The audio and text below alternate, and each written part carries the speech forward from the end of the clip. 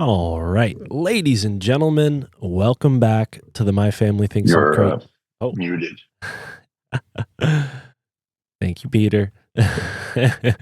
False start. Ladies and gentlemen, welcome back to the My Family Thinks I'm Crazy podcast. And with me today, I'll say, is one of my favorite guests to have on the show. He is an inspiration. He has helped me understand the earth we live on in a dynamic way that I think is truly unique and ought to be more common of an understanding. The great Peter Champoux joins me again.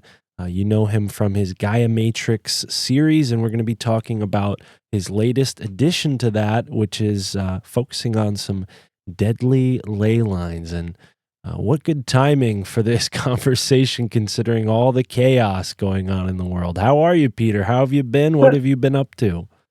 Oh, been okay. Just getting over a cold, so a little bit nasally here. So I apologize if I'm not speaking entirely clear.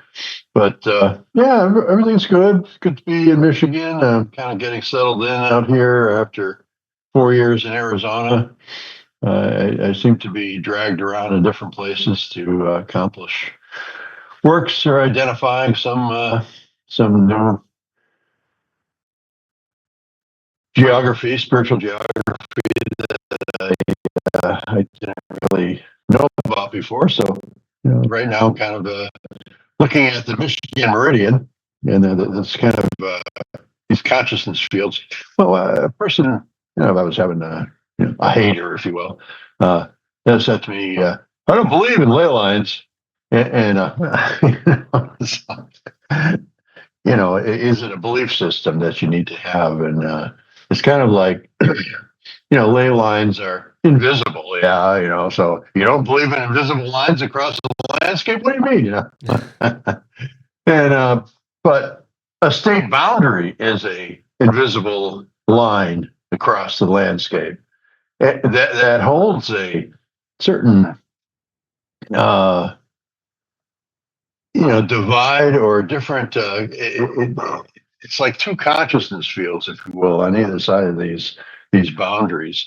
Living in New England, where you are, and I used to live, it was very apparent. Like when I crossed from Massachusetts into Connecticut, it's like, oh, even if there wasn't a sign, you could really feel the vibe, or at least I could. There was an entirely different vibe between each of those New England states, and all of them would fit right in where Michigan is now.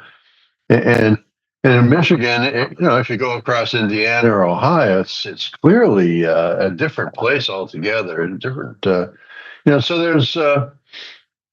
there's consciousness that are held in these lines, even these arbitrary state boundaries that were formed because of various negotiated settlements, and like in Michigan, they used to go down to Defiance, Ohio, but Ohio wanted a certain area of land, and so they traded it off, and Michigan ended up with the Upper Peninsula as like we'll take this from the native people and give it to the white people. It's the usual story. But so yeah, I'm looking at this particular Michigan Meridian as this consciousess field. It's something that was set in motion that was during the I think War of 1812 and French Indian War. There was this one general set up camp there at Fort Defiance at a confluence of rivers. He put the fort there because it was deep into Indian territory, and uh, he said he established this line going north, and that ended up being a treaty line. But the treaty line, took a right and went over towards Detroit, and so that was the settlement of that. And then later on, that line was extended due north, right up into Sault Ste. Marie, and by coincidence, that place where that guy decided to put a fort and draw this line, this imaginary line. Okay, Indians on this side and whites on the other. So it's always been a thing of divide. It was a divide of consciousness in the state. Indians would be to the west and whites to the east, and of course that lasted 50 years maybe, the most, before they shooed all the Potawatomi out to Oklahoma and such, and reservations out west. But that consciousness, that field still remains there as this, like there's a divide in the state between, red and blue, essentially, industrial to the east and agricultural to the west. And, and that's, the battleground state of Michigan, that's the battleground. It's this Michigan Meridian. Yeah. Uh, Well, so and you know, looking at that and trying to dissolve this divide between people, because that where this line goes through is also where the Republican Party was formed in Jackson, Mhm. Michigan, and and it was formed because they wanted to stop slavery. None of the parties at the time were advocating the abolishment of slavery. So they started this party right there in the Michigan Meridian, to Republican Party right there, as a way to divide people again. It's so.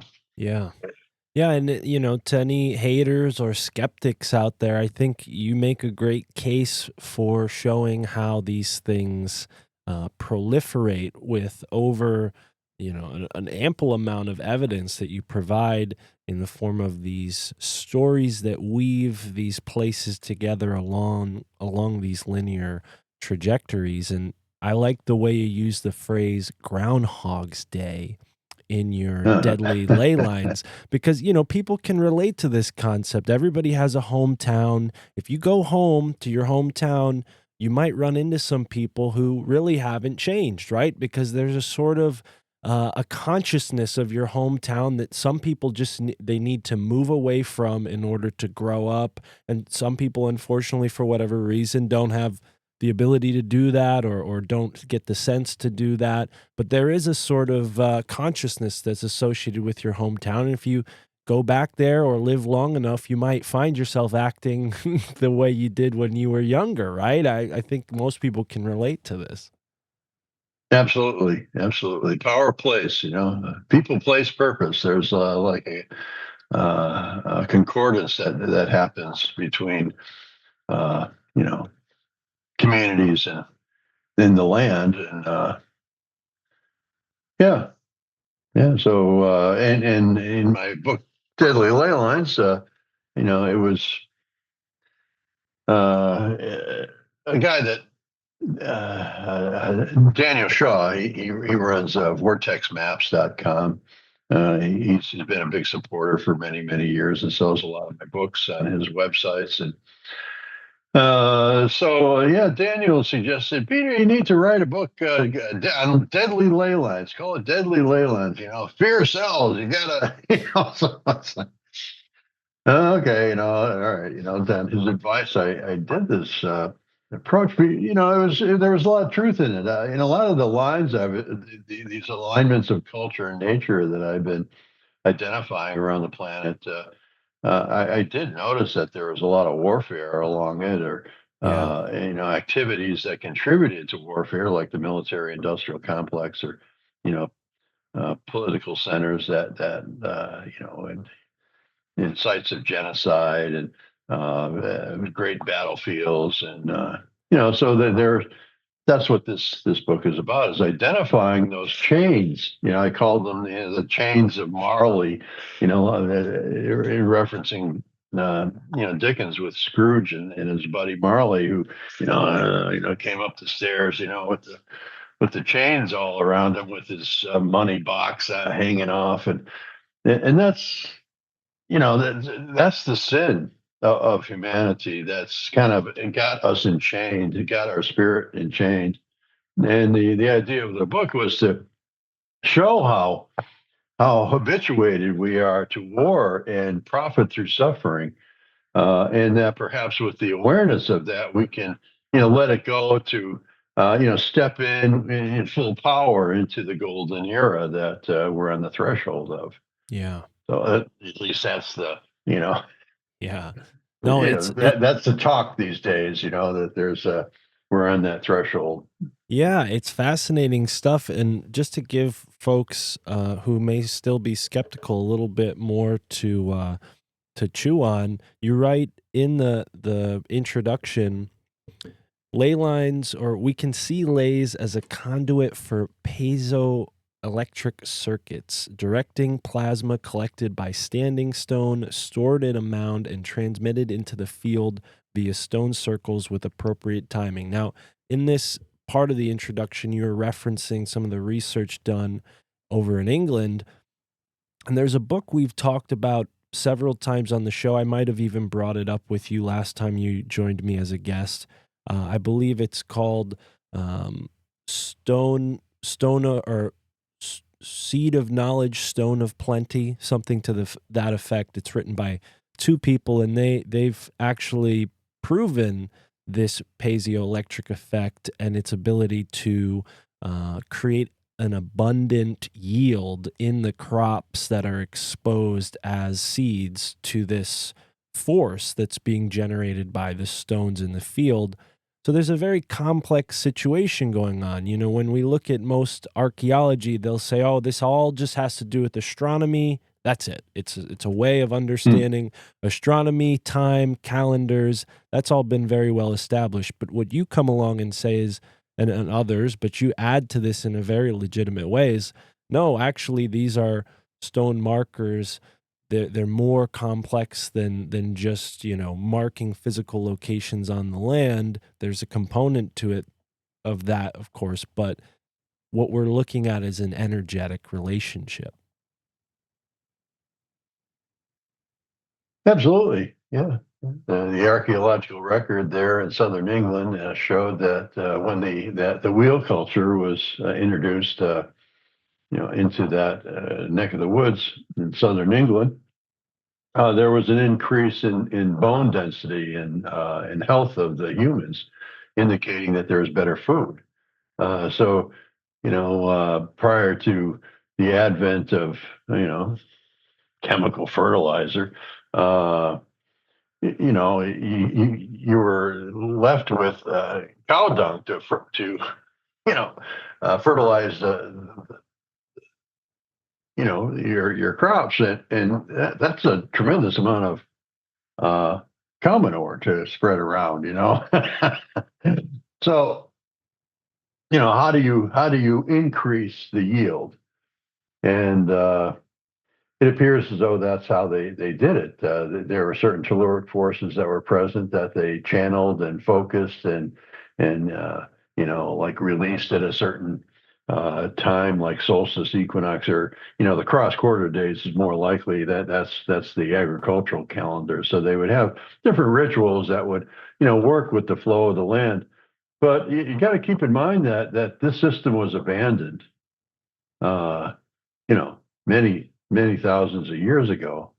And although it still keeps chugging along, it obviously stopped working the way it did when it was first put into place. Otherwise, it would have, we would have just kept using it. So, what changed? And what changed is the atmosphere. There was this flood that happened. It's in myth, it's in the Bible, it's in a lot of different cultures that never had any association with one another, that there was this great flood. So there was a huge shift in the atmospherics of the earth. And I think when that happened, the tellurics kind of, like powered down some. And that might have been due to, the relative amount uh, of electricity in the atmosphere. Like in Bible dates prior to the flood, people were living to be 1,000 years old.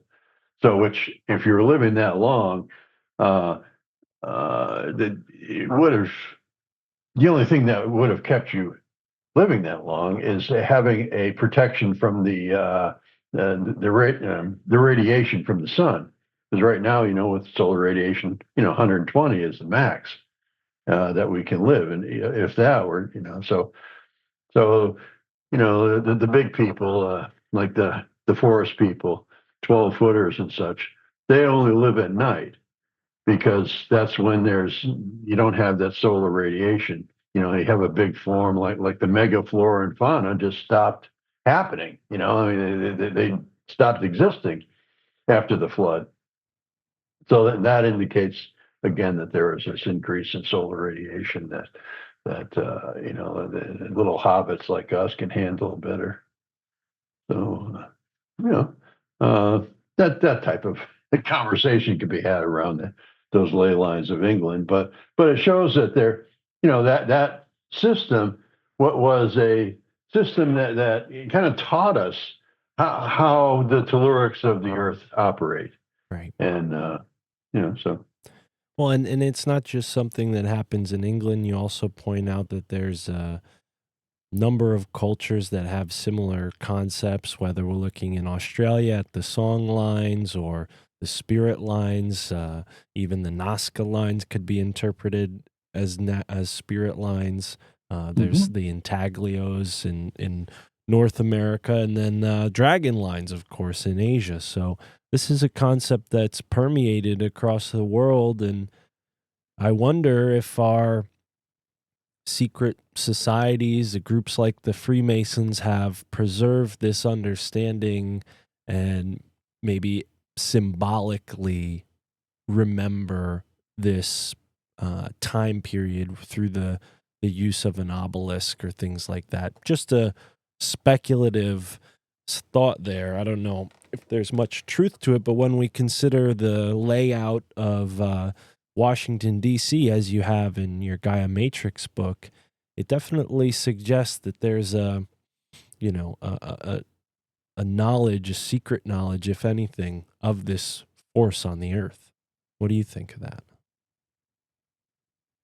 Well, yeah, that's kind of proof positive what they did with Washington, that Mm, they knew both about ley lines and about uh, uh, telluric energies, north-south electromagnetic energies that flow through the surface and atmosphere of the planet. The Van Allen belt, all that big donut that we live within in the Earth's magnetic field. You see that magnetic field exposed in the aurora borealis. But so those lines are north-south lines and Washington D.C. is on right on 77 longitude, not 77.1 or point 0.1 or 77. So they were very keen on making that exact. So much so that they hired this Moore fella. Wish I looked up his name. I think it was in Gaia Matrix, so where uh, I identified that this black fella from Ethiopia knew how to survey using the stars. So they employed him to lay out the DC triangle right on that 77th. right. And where it crosses right at DC is another big ley line. I mean, this is kind of the most obvious thing in America as a ley line is this line from Boston down through all these East Coast states, and it Mm, eventually goes down to Tehuacan in Mexico City.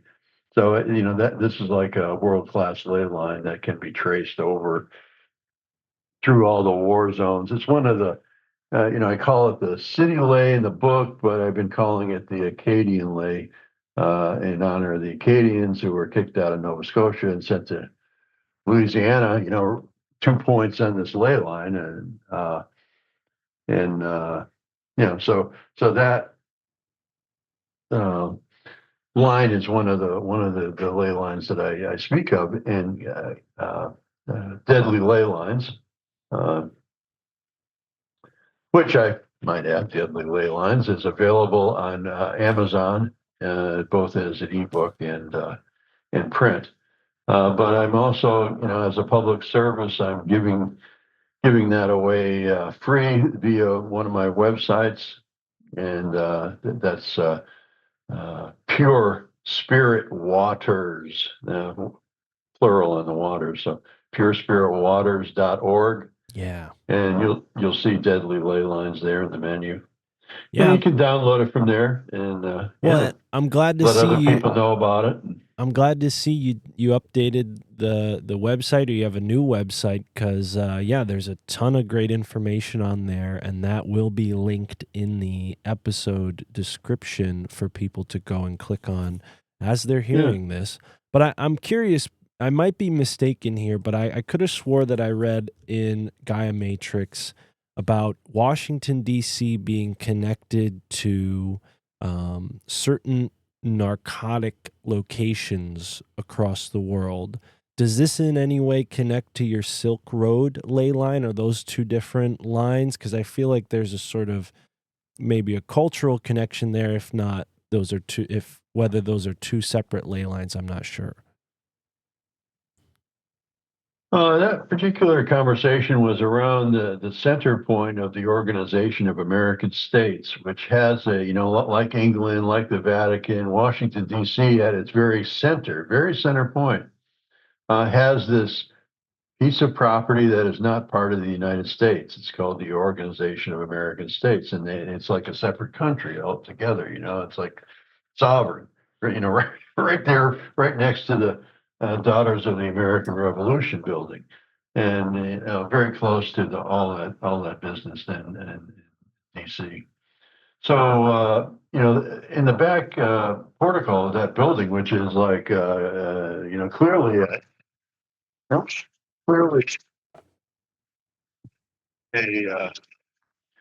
a commandery, a Templar commandery. It has that architectural style, that commandery, and the soffits of the building are just loaded with all these Native American symbols of power and just like petroglyphs, if you will, up there in the rafters. But in the backyard, there's this statue of Xochipelli with his 20-foot tall death mask behind him in this. In the death mask is out of wood, and it's enclosed in this like pavilion. And then there's Xochipelli sitting in front of the death mask with this reflecting pool. And Xochipelli is the god of sex, drugs, and rock and roll, essentially, and human sacrifice, and is like the sports god, if you will, in Aztec pantheon. So that if you follow the 77, it goes through Hershey, Pennsylvania to the north, which is similar to chocolate. And then south it goes through Williamsburg, Virginia, tobacco, and then through Kingston, Jamaica, ganj and rum. That was like the big rum port in that triangle of trade: slaves, rum, and what was the other one? Tobacco, right? That was the kind of like the building block of you know British wealth for a long time, Hmm. and then you follow that down into Colombia, going through Meridia. You got all the cocaine, and then down into Lima, Peru, where you got coffee, and so it had that kind of conversation around it. But the seven longitudes are arbitrary. You know, they are just the consciousness field that was established with any kind of latitude or longitude, the north-south line references England because that's Right. zero point meridian. So, The Green that's Witch. the prime meridian. The Green Witch, as our friend Michael Hoffman likes to call it, the Green Witch Prime Meridian. Right, right. And that's being zero, it sets time. So it controls that dimension, if you will. Yeah. So there's the English worldview, the English parliamentary system, the English, survival of the fittest kind of economics. You know, Adam Smith and Right. all that business. It's like this. It's a the English language is being used worldwide as the language of business. So it's just been pervasive in its influence because it controls time. And Washington D.C. putting itself in the 77 uh, has a kind of like angelic, like the number seven is all about angels, 7 times 7 and all, it's like it's a spiritual number.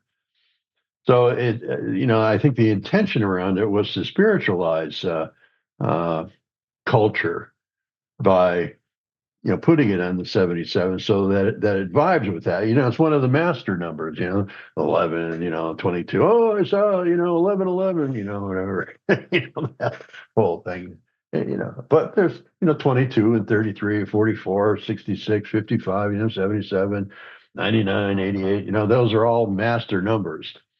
So there's a mastery involved there, with the 33rd degree Masons, you know, uh, it's, it, yeah, they knew what they were doing. Well, and how does that contrast with the Silk Road ley line? The Silk Road being a sort of ancient passageway traveling, exotic spices and textiles from the east to the west.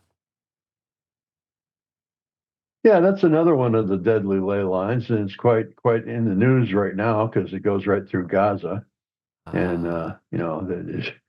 poor Gaza. God, I mean that place is just a cursed land, and it's one of the first indications of Cana was found on a Aswan, the Aswan. I keep losing my mic. Sorry. On this Aswan Stela. Sorry, I can't remember the name of it right now, but it identifies this place that was outside the Ma'at, and the Egyptians were having real trouble with it because they were independent and they were worshiping one God, which the Egyptians was this is you can't do that.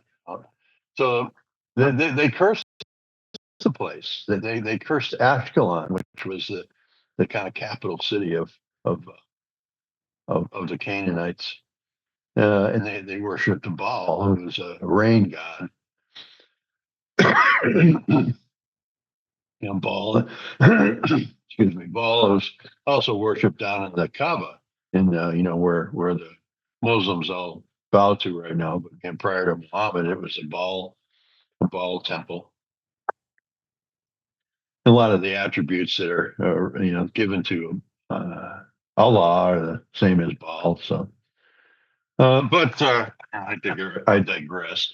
It's kind of the nature of the business. Well, One line leads to another. oh But yeah, certainly. so you have this ley line called Silk Road Ley, and I came to this because I noticed that there was an alignment of cities between Jerusalem, Amman, Jordan, Baghdad. Kabul, Afghanistan, Islamabad. It's all in a straight line, and that led right over to Hong Kong. So it's a general trajectory of the Silk Road.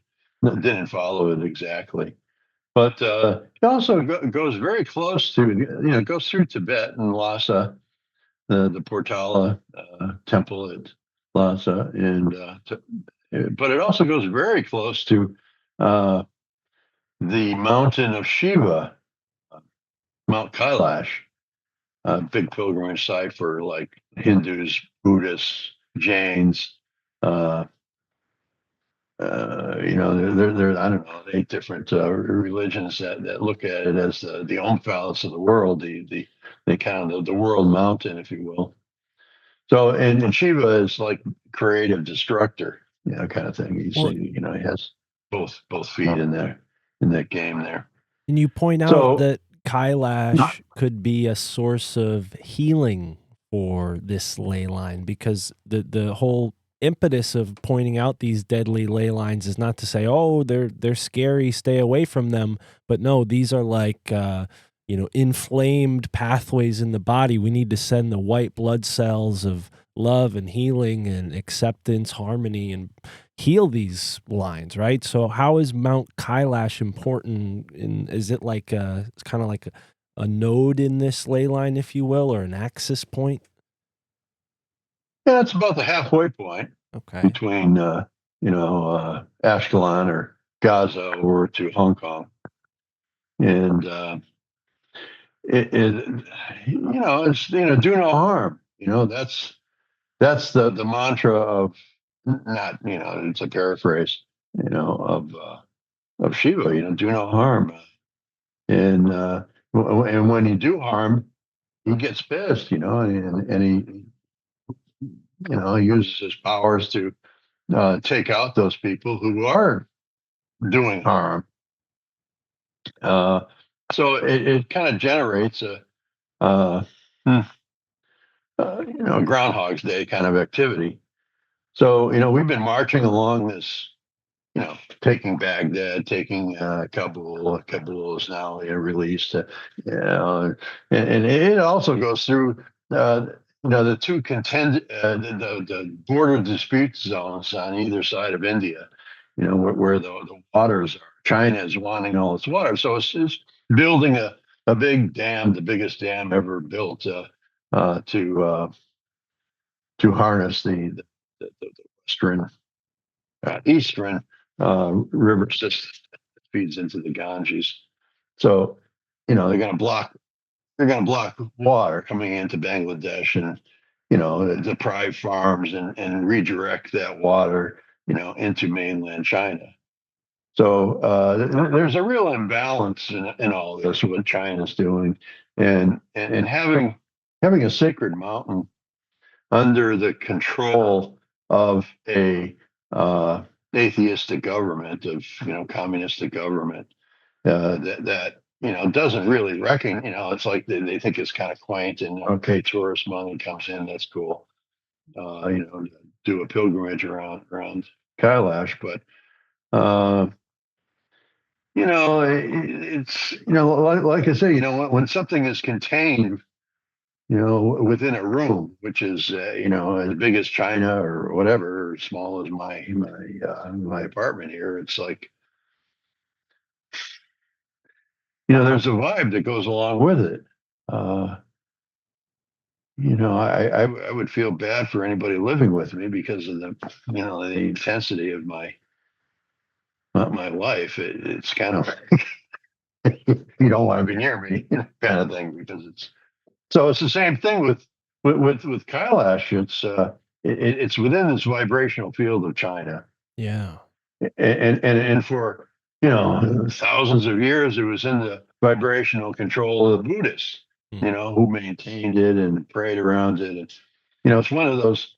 After doing this for 50 years or something, my conclusion is that sacred sites like Kailash are world maintenance sites, and by having ceremony, going there in pilgrimage, going around it in prayer, doing that type of thing, it actually maintains the world, and maintains peace, and keeps things kind of operating in an even keel. Yeah. Uh, right now, we've stopped doing that. A lot of the churches of Europe are all on these ancient sacred sites, and people aren't praying there anymore. So the world maintenance isn't taking place anymore. Uh, to me, it's like, man, pay the indigenatia, give them a living wage to, do ceremony, at their sacred sites consistently, like on a cyclical, star knowledge based level. Yeah. And it's like, with the Black Hills, which by treaty the natives still possess, but you know, but in reality they don't have any rights to even go there. Like natives are often kicked off the land if they try to go and do ceremony in the Black Hills. Yeah. So it's because of all that gold there. There's a lot of Yeah, a lot of gold in Black Hills. Uh, that carry that higher spiritual vibrations. Gold, you know, I mean that was what we learned from the Kogi, who held on to the knowledge for 500 years down in South America. They said, the reason why the Inca had so much gold wasn't for wealth; it was vibrational. It was spiritually supportive of his emperorship or his rulership, and so they would place these golden effigies in sacred sites up on the Sierra Madres of Venezuela Colombia border, and as a way to honor those sites, and it kind of it takes celestial energies and grounds them into the earth. So by having a piece of gold effigy, its vibration, its frequency is in resonance with the gold in the ground, the gold in the earth, and it's like an antenna system that pulls down those good tellurics for people to use. Yeah. Um, for the health of the whole community. Yeah. So I as you're describing this relationship, I almost picture Mount Kailash like the center of a seesaw, like the two sides of the seesaw are going in these two extremes, but the point in the middle is always steady, even though it's being affected by those two extremes. You don't notice the change because it's almost like an optical illusion. It's moving, but it stays at that point, right? And yeah, it mhm. feels like these two parts of the world, at least in the past recorded 400 years or so, have been perpetually in a state of unrest. Whether you look at the Middle East, which goes back even further, or China more recently becoming, you know, upset by the West, and all of this sort of domino effect has taken place to where now Yeah, they're almost a Aristotelian type of country, where they just chew up every resource they can find. yeah, yeah. We gotta learn to live symbiotically with the planet, and I feel that this information will help us do that. Yeah. By recognizing the Earth as a biology, one that's can be impacted positively or negatively by our actions, our consciousness. It all has a people, place, purpose. It all has its power. And the conclusion I've drawn after looking at these Earth rings and ley lines around the planet is that the Earth is like a cell. It's a fractal of a cell, and its membrane is where all the consciousness is, all the kind of like activity that regulates exchange of energy from celestial forces, and or biologically, like a cell in your body. Well, the water tells the cell what it needs to emit, in order to support the bio, and the cell signals the bio what it needs. So there's this continual conversation, and where it transmits that information is through its integral membrane proteins, which are circular all over the surface of the membrane of the cell, that have lines connecting all these different. I mean, it's like exact model of what I've drawn with these earth rings, and so a lot of these earth rings have these volcanic plugs that go deep into the earth. So it's piezoelectric. It has this exchange of information going through these old volcanoes into the interior of the planet. Waters come up from they just found oceans of water just below the surface, and it's called primary water, and that gets brought up with volcanoes, and it's a biology, and in order for us to like succeed as a civilization, we need to start having a symbiotic relationship with our home. It isn't, I mean, it's limited, it's finite. It's just the earth. It isn't the whole universe. Whatever so it's like this pursuit of Mars is like a denial of the Great Mother. And it's like I look at these earth rings and ley lines as kind of the foundation stones of the golden era. So where we are, it shows an inner relationship of cultures. All these rings that I've identified are it's more like a bubble, if you will, an etheric bubble, and like so bubbles are in the tub. You see how they're all kind of like connected. Some are bigger than the others, and some are inside the others. And it's the same kind of dynamic there. So yeah, there's a whole you know there's a North American Earth ring, which is what Trump is kind of like going after. He wants Greenland. Greenland's part of our continental Earth ring. He wants Panama. That's the south end of Earth ring. But it's really it's like, but there are all these other Earth rings within it. So that's the primary ring, and that ring is the size of Mars, and reflective of that same dimension is the interior of the planet has this thing called the core, the Earth core, and that's the size of Mars as well. So there's this conversation that's happening between planet core, planet surface, and the solar system. So this is how astrology works. Yeah. Wow, that's so So, brilliant so to think of it in that way. without the solar system, Earth wouldn't happen. Right. I mean, it needs to spin. It needs Jupiter. It needs Pluto out there. It needs the sun. Naturally. It's all a biology and spin and you know Naturally. Well said. I'm with you. I think the symbiotic relationship with nature and humanity has been neglected, and it's sort of reminiscent of a part of your deadly ley lines where you mentioned Rudolf Steiner's idea that violent wars are a result of materialistic souls in the spiritual realm.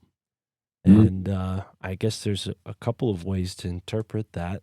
This is the spiritual realm. Here we are with our programmed reductionist materialist mindset that civilization gives us, and we kind of run amok and leave things neglected as far as our harmonic relationship and our symbiosis goes. And I mean, I guess yeah in the afterlife, maybe that leads to, bigger problems where we go beyond, and with so little knowledge, being so ignorant from this time as materialistic souls, that then we end up clogging up the spiritual realm somehow. I mean, that's the other way to interpret it, yeah right? if you live your life as a materialist and then die and go across the threshold, you're confronted with a spiritual reality, and you have no idea how to navigate it.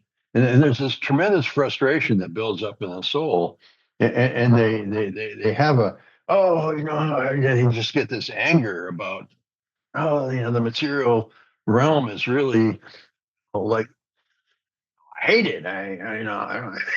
Or, so that projects a thought form onto the earth that needs to be resolved.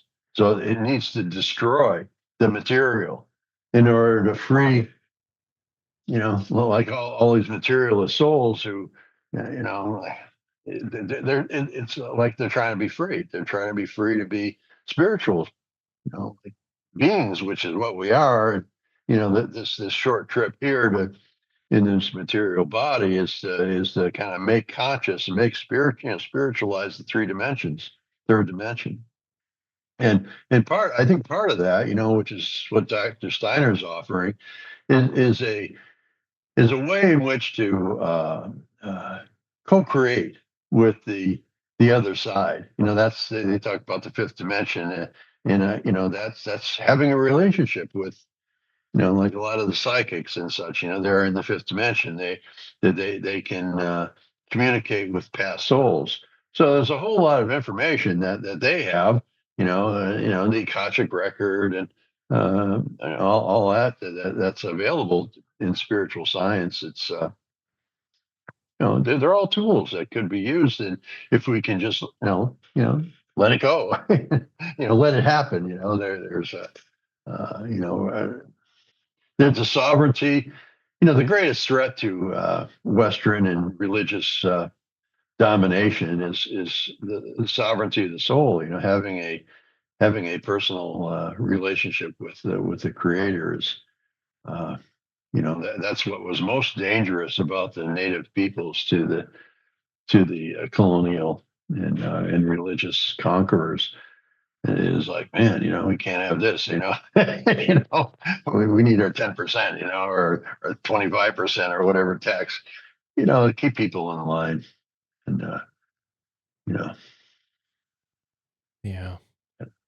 Well, and considering what Donald Trump has also said about Canada, whether this is just positioning or some sort of ego of his, it does make you wonder what would be the fate of all the First Nations people who have these arrangements with Canada that are very different than the ones that the Native American tribes here in the States have with the US. I don't know which one is better or worse. Seems like each government has, you know, guilt on their hands, but you write about the First Nations ley line in this new uh, addition to the Gaia Matrix series. And yeah, I'm curious, if you put any thought into that and, you know, what that entails, what's the status of this ley line in our modern day? yeah. Well, it's alive and well. The First Nations Ley goes from Boston over to Mount Shasta in an arc through Black Hills and the, the Great Lakes. Uh, yeah, you know, it's not a line that divides; it's a line that connects. So you have the Iroquois Confederacy on it. You have the Lakota. You know, I think 5 tribes of the Dakotas. Uh, you know, and so and then you know you go through the Grand Teton as part of that whole mix on the First Nations lay.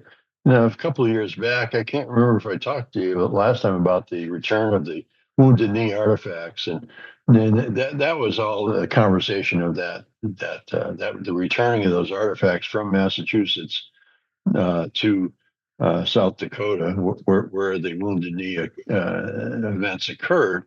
Um, you know, this was 130 years after the fact that they were returned. And the pathway that you take when you go out to South Dakota is Route 90, you know, and that goes right through the Iroquois Confederacy and follows the Mohawk River, which is, uh, you know, the First Nations lay. That's really the line that draws it. So, but you know, it goes through the Great Lakes, and what I'm, you know, it's kind of like the apex of it goes right through the Great Lakes. So the Huron, the Ojibwa, you know, peoples are kind of like the you know the height of that line to the north. But you know, speaking of this thing of Canada, you know, I mean, the Great Lakes is a single biome, if you will. Okay, it's a single energy form. It's this, you know, greatest body of water. You know, 22% of the water, fresh water of the world is in it, and you know, there are all these amazing figures about depth and histories, and you know, but you know, it's this Michigan Meridian I spoke of earlier is a line that goes from Sault Ste. Marie, which is kind of at the peak where Huron and Lake Michigan come together, and then there's, well, I guess it would be over this side where uh, Superior comes off of it. You know? So that array is really a hand. You know, look at the hand, and and they actually, you know, Michigan is talked about as being a mitten, you know, you know, and where I live is right here in Lansing, right about that position, and the Michigan Meridian would be the center line, which would be the heart line in our like inner bodies. And that arc, you can see my M here. I don't know. So I got one of those crescents, uh, just as proof to show that I'm onto something here. But that radius, if you will, that is the Michigan Meridian. The length of the Michigan Meridian goes, through Chicago, through Duluth, and up into Canada. So the body of the Great Lakes, even though it's like single water, everything's talking to one another. It's divided up into 6 states, 4 provinces, 2 countries, and a lot of these boundaries go right through the center of the lakes. So the consciousness of the lake, it's like, who am I? Where am I? Wisconsin and Michigan, and y'all are putting these very different feels on me that it's like Canada, and I'm part Canada and part U.S. It's like, and water talks to water. Water wants to bond, and it's like to think of that as a contiguous holy water is what this Pure Spirit Waters website is all about. Is trying to get us to think about these lakes as a single biological form, and identify it as that, and honor it as a sacred site. Right now it's just so chopped up, it can't fulfill its function on the planet. This is a planetary form. You're flying in from Alpha Centauri somewhere and say, hey man, look at that green spot over there. Oh, look at those lakes. The first thing you see is the Great Lakes. It's just it's the mark of the planet. And so, yeah, that needs to be looked at.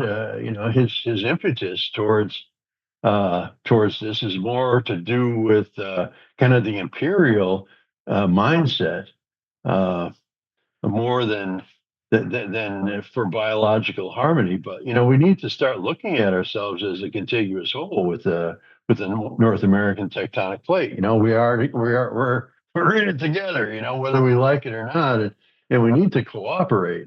So this model that I'm offering is just showing how we can create a community out of the earth itself.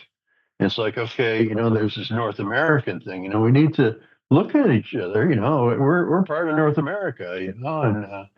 And support each other. This is. Cuba.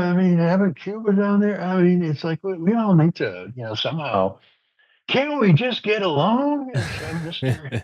Rodney King Yeah. said. Yeah. Yeah, I'm with you, Peter. I'm with you, and I get a little worried when I see Trump making these big moves, but at the same time, it could mean good things if his America first, you know, sort of philosophy is really true. Maybe this will bode well for us in the future, whether it's called the Gulf of Mexico or the Gulf of America.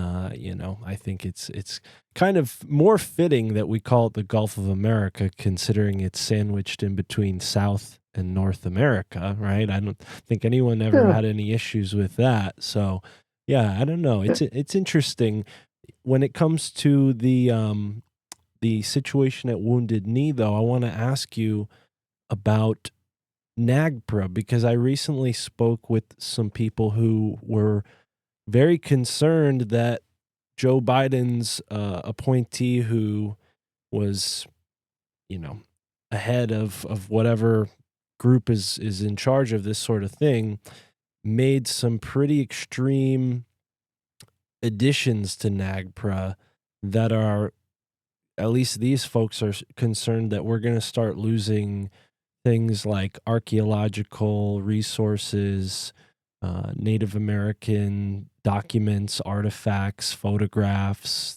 And they've said that as of like last week, a lot of these things have already been taken off of us.gov's website resources. So you can't find this stuff because it's being censored under the guise that, colonial archaeology and anthropology is inherently altogether only racist, right? This is the new sort of social justice warrior, status quo that they're pushing on us. Meanwhile, I know Native Americans who would laugh at that and say that's ridiculous, So it is kind of interesting, but I I could be misremembering this, but I'm almost certain that a part of the reason why those artifacts got returned to Wounded Knee was because of NAGPRA, right? So it's kind of like is it a double-edged sword, or am I misremembering something there? NAGPRA specifically has to do with organizations, museums, Right. and universities that receive federal monies, and they have to return everything that if they receive any kind of federal money, they have to return these artifacts that they have. Skeletal remains is mainly what they're after. Is to try to get their ancestors back in the ground because they're you know they're disturbed, as well they should be. It's like, man, my bones are being kicked around here, in a pile. There's a warehouse in Ohio that has 10,000 of these skeletons that they've taken out of the mound cultures and such. It's like, yeah, it's just sitting there in a warehouse, and they need to go on the ground. The earth wants its calcium back. Yeah. But these artifacts in Wounded Knee, for years, decades, they were trying to get them returned. But the museum that had possession of them never received any federal monies, so they couldn't be forced. And it was kind of what ended up was the Barry Historical Society, I guess, got shamed into returning them. And there was finally a go-getter, Mia Fioletto, who is part of the art scene in New York City and Sotheby's, and she's a museum curator, and she knew how to deal with people, and be a and go between the tribes, and in getting legitimate group from the Lakota to come out and take possession of this and bring it back, because you know and the Berry wanted to go to the right people as well. But something that I was kind of like had the best seats in the bleachers with that, being the kind of the spiritual geographer of that whole operation. And the pipes was what struck me the most about the pipe, the Calumets or the Chinoopas, uh, made out of that pipestone from Minnesota, the South Dakota border. Oh boy, that stuff was just so powerful, and the prayers were just still in the pipes. I mean, it was still, to me, it was like, man, those things need to, go back to pipestone, or also be put in the ground or something. They shouldn't be, you know, left on a shelf somewhere. Those prayers need to be honored. So, it's something I kind of suggested that a repository be made there at Pipestone, Minnesota, to receive these NAGPRA pipes, to return to their home, to their mineral home of where their origination was from. If the pipes aren't going to be used by the family or something, but yeah. Well, and I guess you're bringing a really different perspective on this, and I appreciate it tremendously because there's two sides of this conversation. I guess the way you see it I think is the way that I see it too as well. That when you put Yeah. these things back in the ground, it's not you're not discarding them; you're returning them to their source, their home. I think that's kind of Yeah. how maybe the NAGPRA thing has been, I don't know, talked about as, oh, they're just throwing all this stuff away in the ground. They don't want it in the museums anymore. Yeah. That might And be there's an overgeneralization, but I think, yeah, there's that side of it. But what do you think of this side of it where, politics, particularly left-leaning politics, gets in to these fields and starts I don't know, it seems like an appropriation of culture in the first place, and then to go and say, oh well, all of archaeology and anthropology is racist, so we need to discard it. It kind of seems foolish. What do you think of that? The Indian people are really caught up in the trauma triangle, as well as the black community, as well as the white. We're all caught up into this trauma triangle, of victim, hero, and persecutor, and then the persecutor becomes, it's just this triangle, a vicious triangle, just keeps going around, around, around, around. Everybody wants to be the hero. Oh, I'm such a victim. It's like, God bless them, but Native peoples identify themselves by their, they're victims. Absolutely they are. They're victims of this colonialism that just, this tremendous genocide that happened that's just ignored entirely. So there's this whole karma piece, within the soul of America that needs to be dealt with and resolved collectively. The Native peoples provided a place for the world to come together and learn to live together. And it's like, and it's like every, I'm a racist. Every race has its contribution to make and should be given the sovereign authority to pursue what it is that they contribute to the world family. And the Native people have been just suppressed, to just crush, to not be able to express themselves as their, that is this impetus of their collective soul to bring to the world. And what they brought to the world was, this space for us to come together, black, white, gray, just everybody, here in Michigan, it's like, grocery store experience is something else for a kid from the 50s.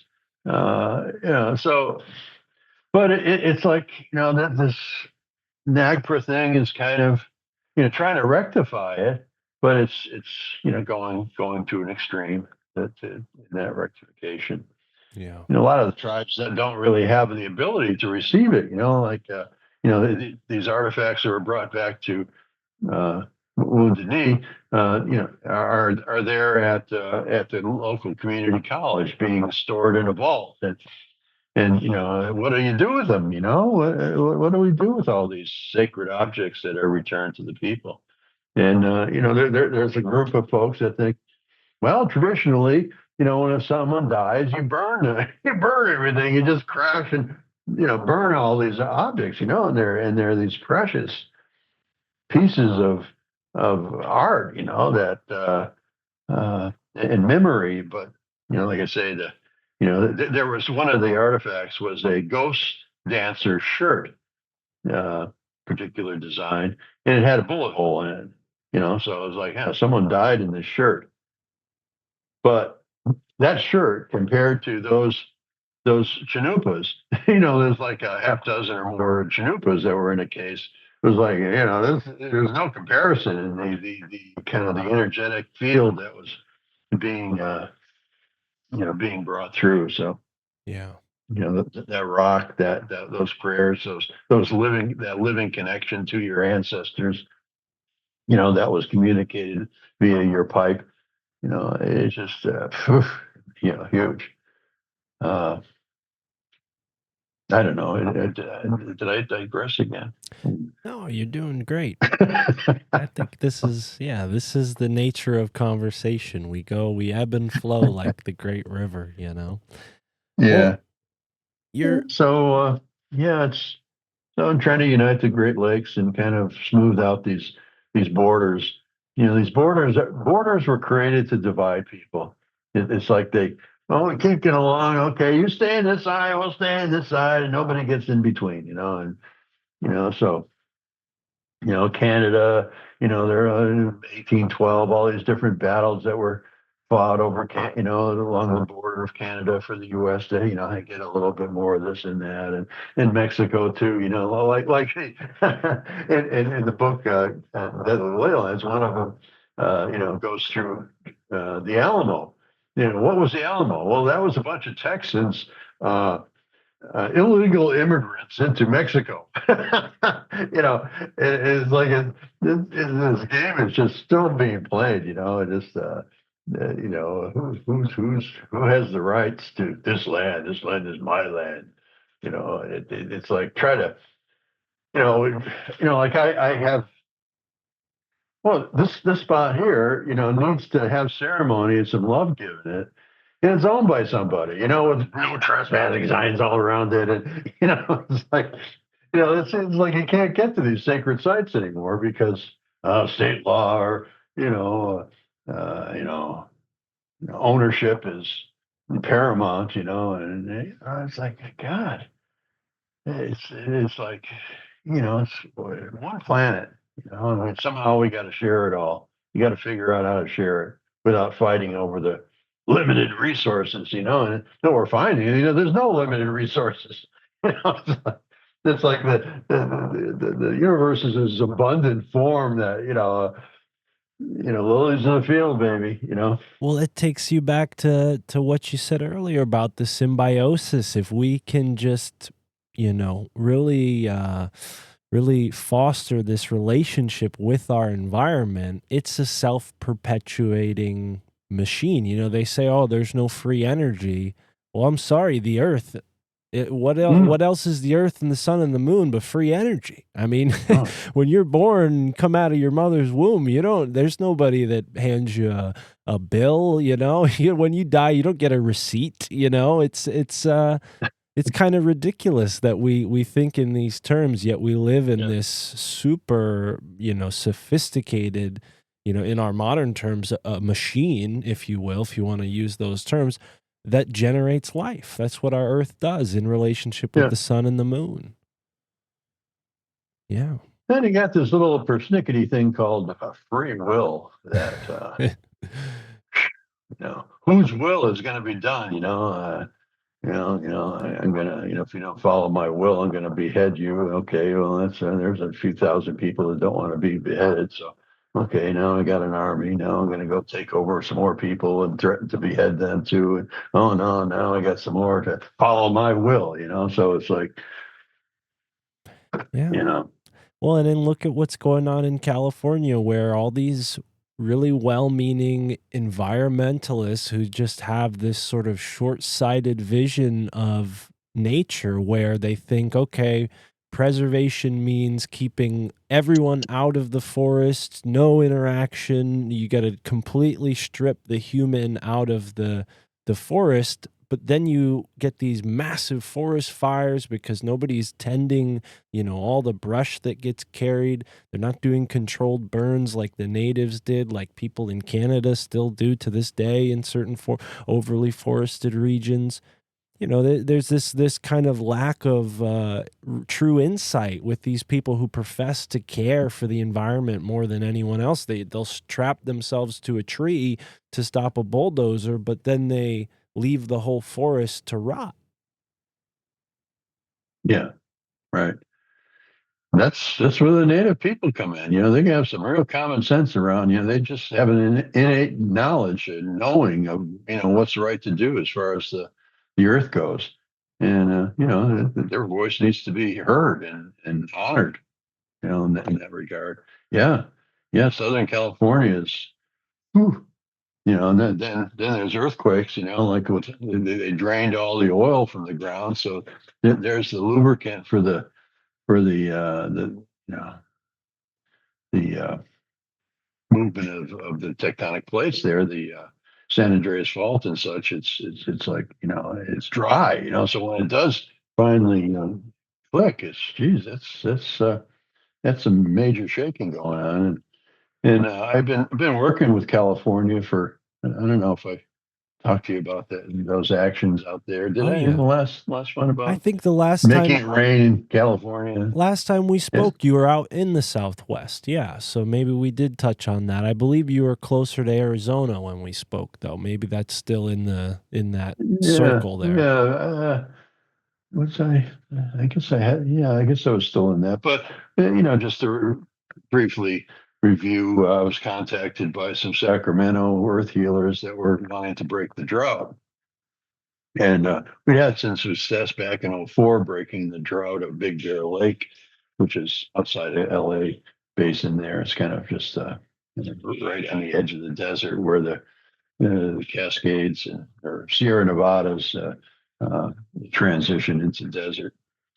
So, there was a flood that happened. So, we learning from that earlier events of 2004, I was able to develop these geometries that are inherent to the land of California, and found that there were some, key spots that, you can hook into. So this group, in their consciousness field and their, like consummate work that they've done on themselves, to become better conduits of spiritual energies, and grounding that and working with the various dimensions and ultra dimensionals,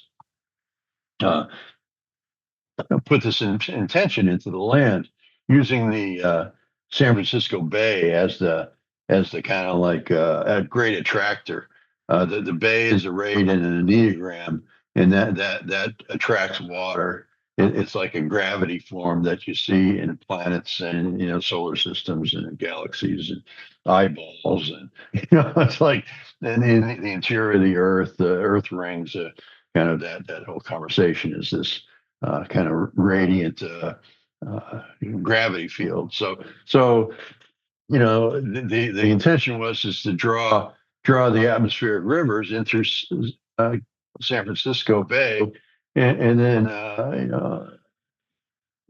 bring back the snowpack, fill up the reservoirs, and restore groundwater with harm to none. Like just give us enough to, so. I mean, like a month after the ceremony, just this water started to pour in. I think there were 14 atmospheric rivers that came in and just filled up all the reservoirs. Put this huge snowpack on top of the mountains, and this is just 1 year it did this. 10, 20 years of. But one of the points that they're on this ring of this California ring, what was actually went into Nevada. And it went in through the black, what's it called, the Black Desert, where Burning Man is held every August. And it's like, for 20 years, Burning Man has been gathering there, putting this thought intention of salamanders, of fire elementals, into the land at a time of the year when it was really hot already. So it's like that consciousness of fire, and the whole burning of, that Burning Man comes from old pagan practices of human sacrifice, where they put all these people into wicker man and set it on fire and get rid of their homosexuals or whoever they wanted to get rid of. Uh, you know, so that's in our collective memory. That's okay. Oh, this is cool, man. Fire, yeah, and dancing, I can dress up and such. But it's it just was putting in the wrong vibe. So I wrote him a nice letter saying, cease and desist. Because you're affecting the weather with this, so you got to cut this out. And they said, nah. They just went ahead with it. And then they got rained on, a time of the year where it never rains. The Undines came and turned it into this mud hole.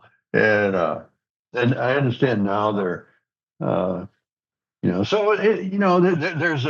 there was an energy of love around water What that was year was generated that? within the matrix of California, that the fire elementals could no longer hold on. Yeah. So now, LA is kind of like, it's like the fire elementals are still holding on there, and it's kind of their last gasp. And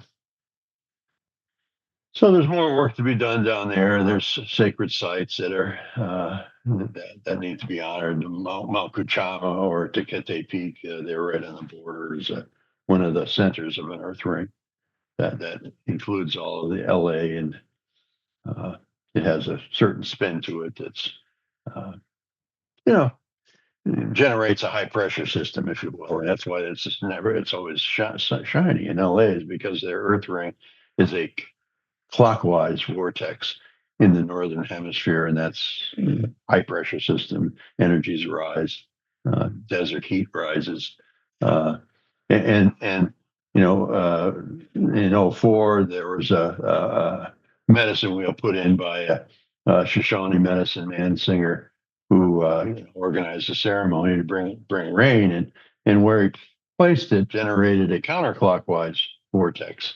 In the relational, with the fault that went through it, the mountain ranges suggesting a certain pattern. Uh, that was speak to a vortex turning counterclockwise. And so by honoring that counterclockwise form, water was brought in.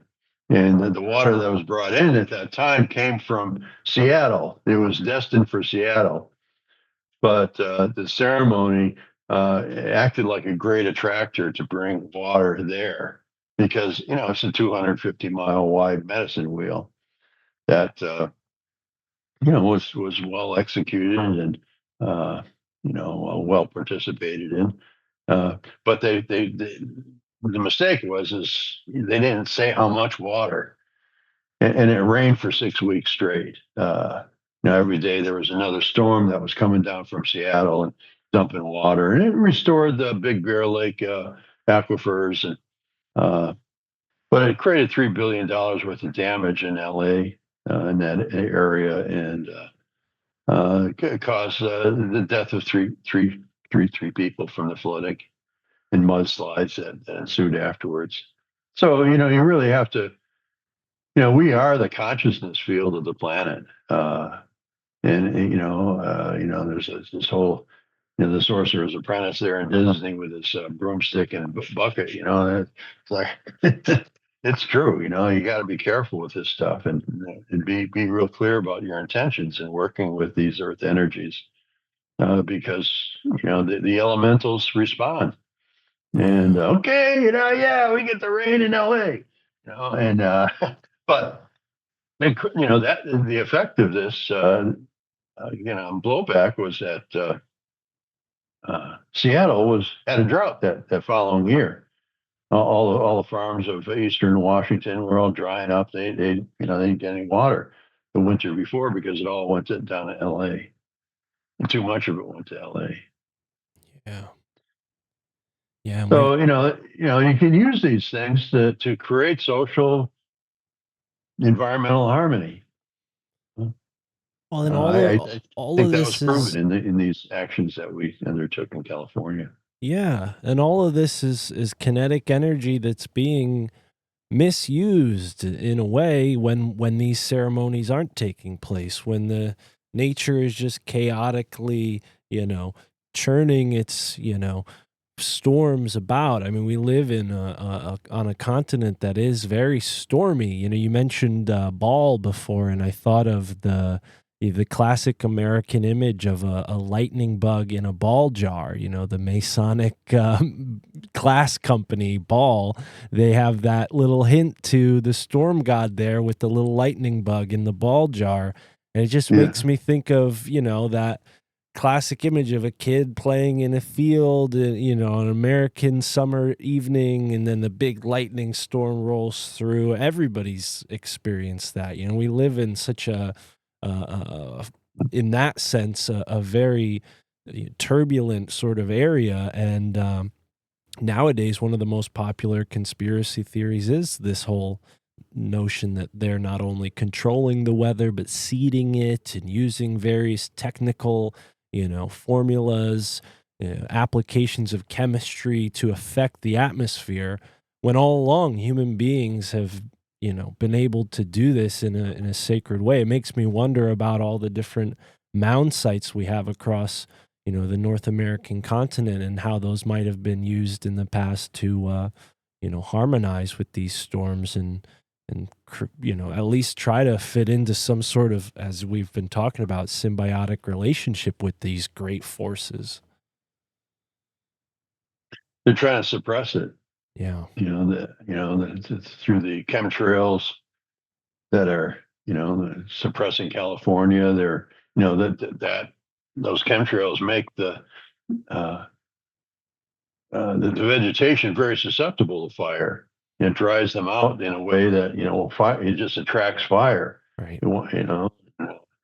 It's like, but it's also, it's kind of like a confluence of forces. With the 5G and the chemtrails and introductions of certain vaccines and things that break the brain, the blood-brain barrier, and affects the pituitary and pineal glands and everything, and the inner brain is affected. So that shuts down our ability to connect as spiritual beings, and like I said, that's the most dangerous thing, is a sovereign spiritual being, and so.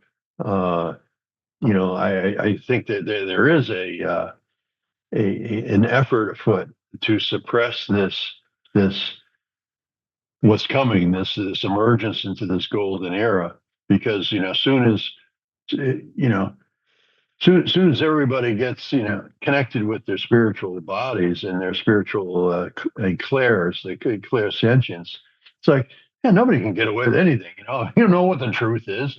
You can douse it, or like if you have your spiritual faculties intact, the game's up for these people that are trying to control us, for and make us suffer for the sake of their profit.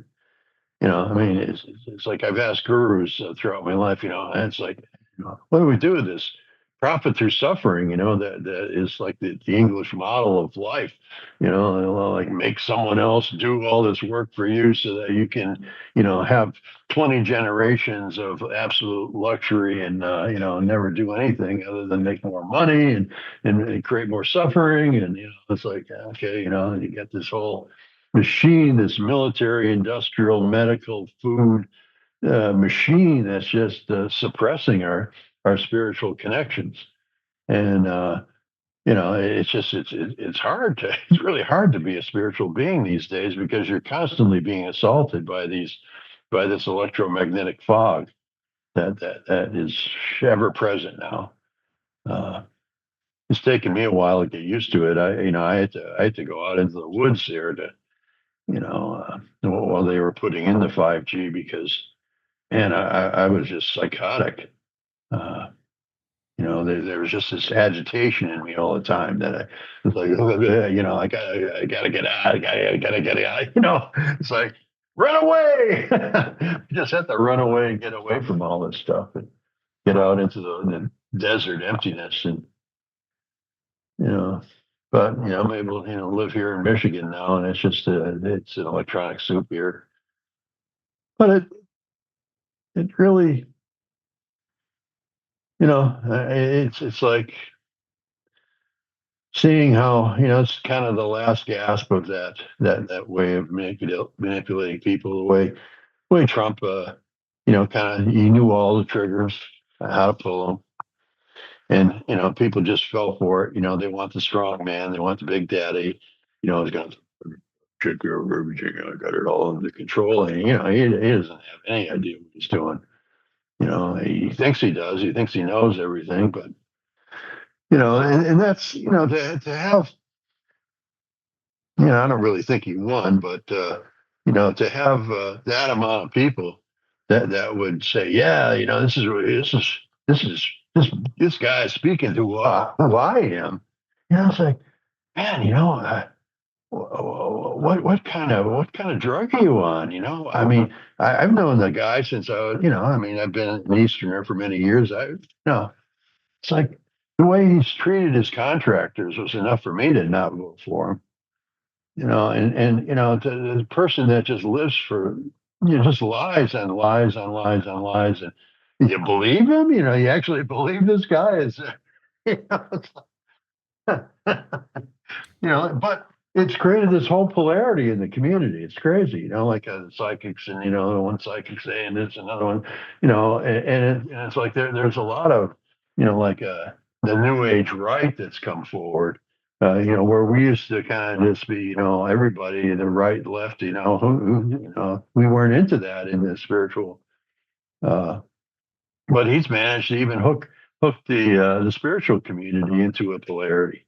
Where we're, in this opposition, and it's like, man, so that's undermine, whenever you put a polarity into effect, you got the victim and you got the hero, and so he's setting himself up as the hero, and playing that whole, trauma triangle that it just is so, enough of it already. Mm, God, yeah. it's so transparent. Yeah, no, it is interesting to see, and I noticed the polarity with this show, and I try to remain as neutral as possible because I'm more concerned with having interesting conversations, and I think sometimes, unfortunately, if you have a conversation with one person and you want to have a conversation with somebody who disagrees with that person, sometimes, unfortunately, you end up getting stuck in a certain echo chamber of just people who agree with one another. So we do our best to Uh-huh. avoid that on this show. And Yeah. Yeah, yeah, confirmation bias. It's yeah, what's keeping me from really succeeding in bringing this to the world, because, oh, I know what that is. That's like this, It's like, so, but I'm bringing something that isn't like, so it's like there's no confirmation bias with what I bring forward. So, that's how people tend to confirm or affirm that something is correct, because they have another reference to it. But the other piece is cognitive dissonance. That, if that's true, then I have to throw my entire belief system out the door.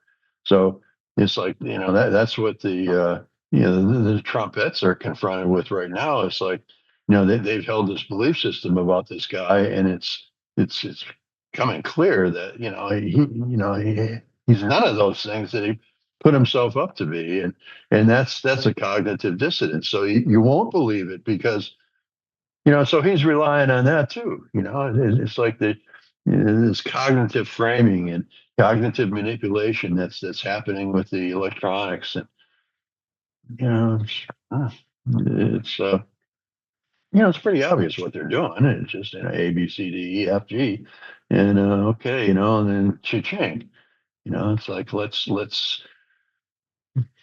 it's like everybody wants to be a royal for some reason, and be a billionaire. Wow, I'll be a billionaire. A trillionaire. I'll be the first trillionaire. Wow, that'd be great.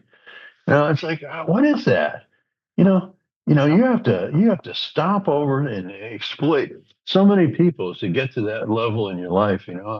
I could never stomach it. So I'm poverty stricken. I've never kind of played that game, and uh, because I kind of had more interest in my spiritual life than I did in my material life, and but I'm the grasshopper, and they're the ant. yeah.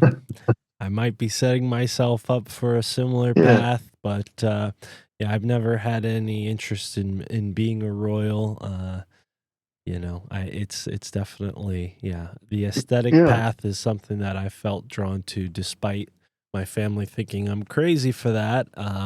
This podcast isn't exactly building up my 401k, so uh, yeah, it's kind of it's an interesting position to be in. But I yeah, appreciate your wisdom on contemporary matters, because you've lived through this surely many times with all these political bouts and back and forth, two wings of the same bird, as people like to say. And yeah, I yeah, don't think people should expect anything less from Donald Trump, whether they like what he has to say or not. This all could just be a sort of mirroring what he wants you to think he is. And yeah, he's probably Yeah, playing everybody to a tune very well. But I want to exit the good. politics conversation because you mentioned something. It's related to current events, but we were talking about Gaza before, and in your Deadly Ley Lines, the new edition, you have it says in Roman times, Amman, Jordan was called Philadelphia, the city of brotherly love. And what I find interesting about that is, the way I know Jordan isn't necessarily in the mix right now, right? I mean, Jordan and Gaza are two separate geographical areas, unless I'm mistaken. But Philadelphia is kind of going through its own interesting point right now. And on the one side, culturally, there's many very successful people from Philadelphia, and it's kind of anchored that celebrity, that Rocky and all these other sort of Will Smith and, these kind of different icons of American culture have kind of positioned themselves with Philadelphia, and it seemed to push them ahead a little bit. But then at the same time, you have, the massive drug crisis in Philadelphia, which we've talked to people on this show who have done some great research to show that in some ways the drug addicts and the homeless are used to create this situation of gentrification where you lower the property value and then you come in and buy all of the property, build it up, charge way more than it was initially worth, yada yada. People know the story. But in Philadelphia, it is very much like I don't know, sort of yin yang, where you have like an affluent curve of the city and then an impoverished curve of the city, and these two kind of balance together, with the river there, uh, sort of maybe even in the middle in some ways, kind of like the axis point. But yeah, I'm just curious, if there's any more we can expand on there and the connections between Jordan and Philadelphia, and what that says about today, the state of Philadelphia. That's on the when you cross the pond, uh, the ley line that Philadelphia is on is the same one Washington D.C. and in the human sacrifice pyramid down Teotihuacan of Mexico City.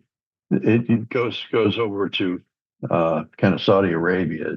It kind of goes right through the center of Saudi Arabia, but on the way it goes through Jordan and Philadelphia. So you have two Philadelphias on the same line. Uh, but that was kind of a center of Baal worship. Another center, of a lot of the. It was all in that whole Canaanite area, Middle East area, where this emergence of monotheism, came to the fore. Monotheism was first kind of like inspired by the teachings of Zarathustra from Iran, Persia, ancient Persia.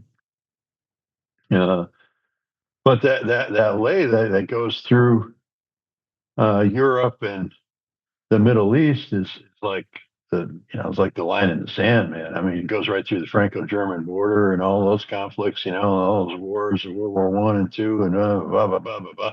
And then it goes through London and Dublin, the whole Irish English conflict, and then it goes through Brussels, Belgium. So and that's where the EU has its capital city, if you will, and NATO and everything is in Brussels. And so.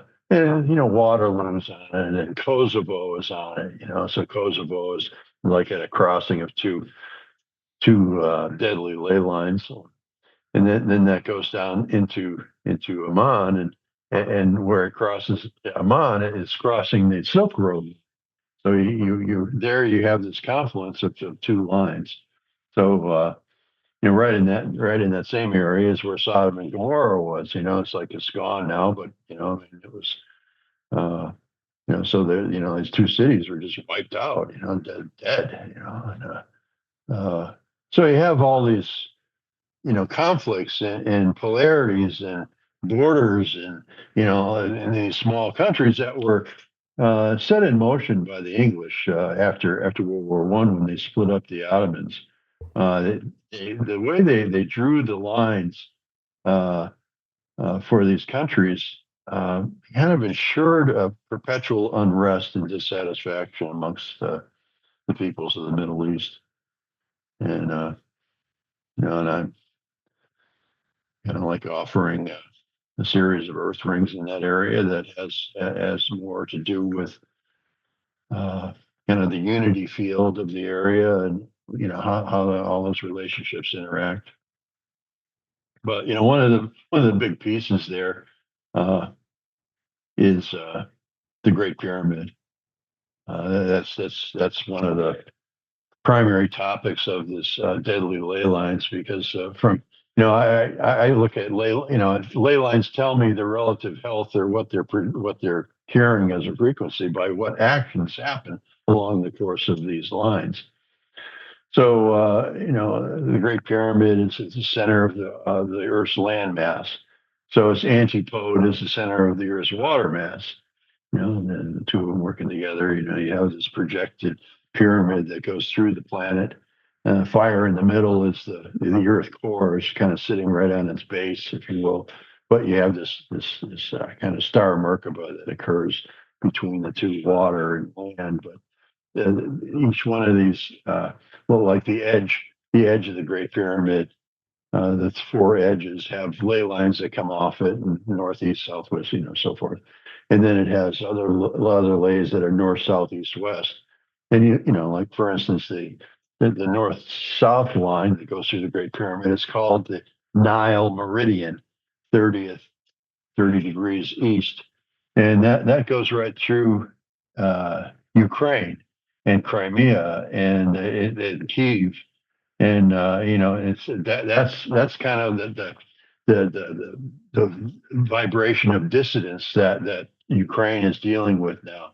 That's emanating from the Great Pyramid because some it's kind of like the Great Pyramid is kind of neutral. It's like uh, whatever is put into it is what's put out. So it kind of feeds itself. So it perpetuates war because that's what's being fed as a consciousness into this thing. So Mm. Like in a so radio attenuator, like it can receive a signal and project one, but it's neutral in its action. amplify it, and Yeah, project it. yeah. So you have all the genocide of Crimea. You have the genocide of Ukraine that happened, by Russia coming in and taking all their grain back in the day, 50s. I guess they just starved the country out. So and that continues up the border of Belarus and Poland and Finland. That's really the dividing line between Europe and Russia.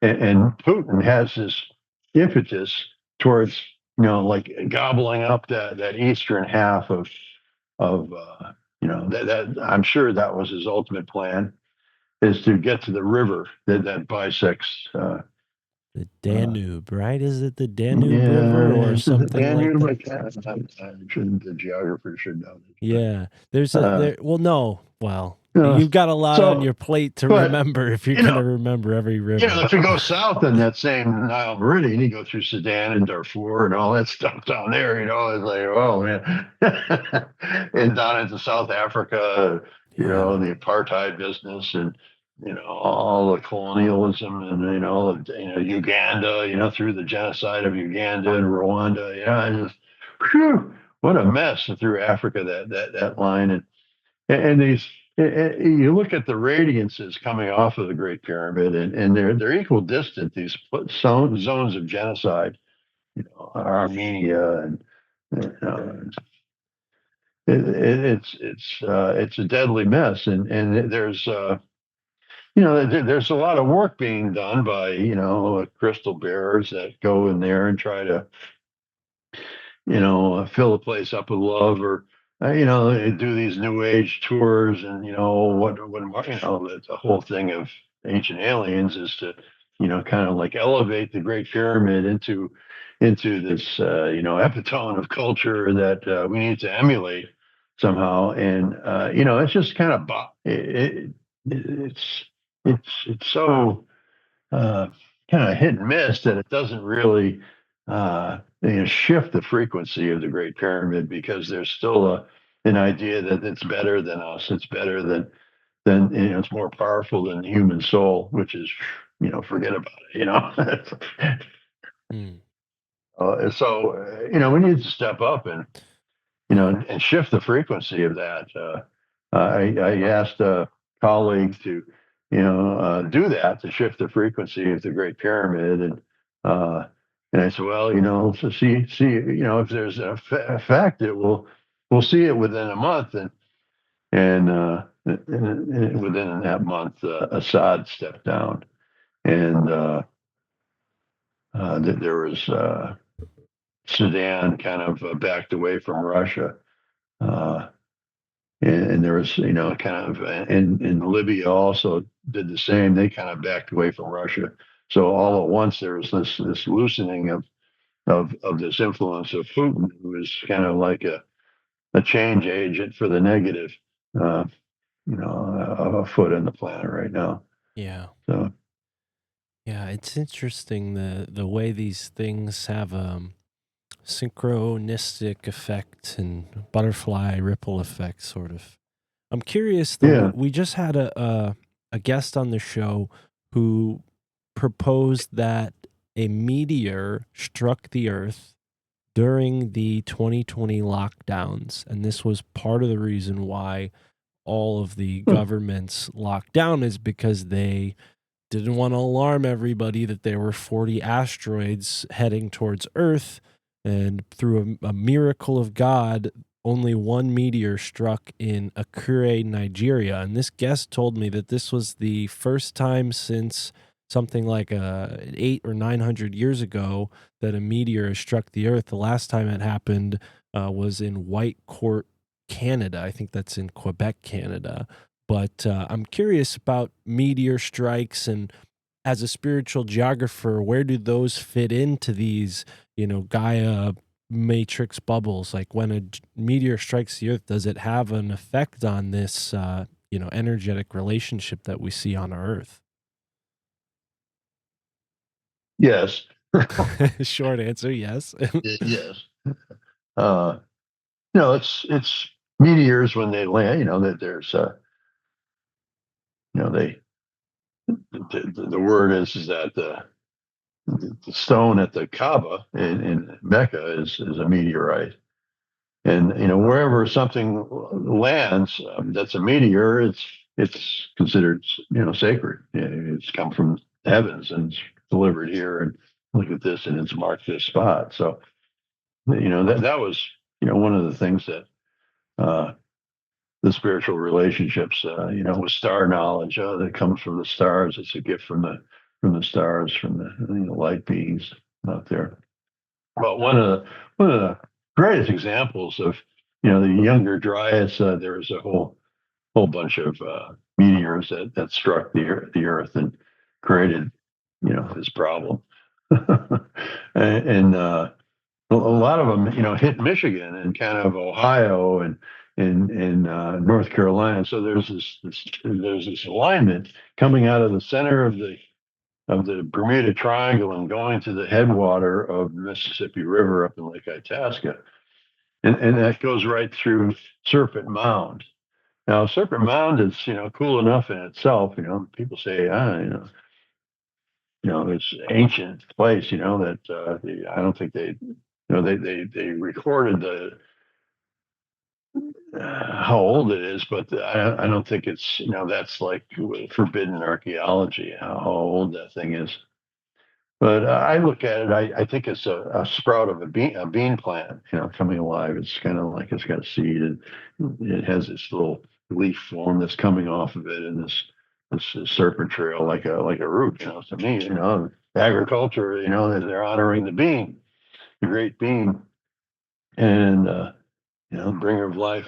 But what's most remarkable is where that's placed right on the edge of the Serpent Mound anomaly, which was they didn't know what it was for many centuries because it looked like both a volcano and a meteorite strike. And what they found out was that it was both. So this meteor came down and hit right at this spot, and where it hit a fault line.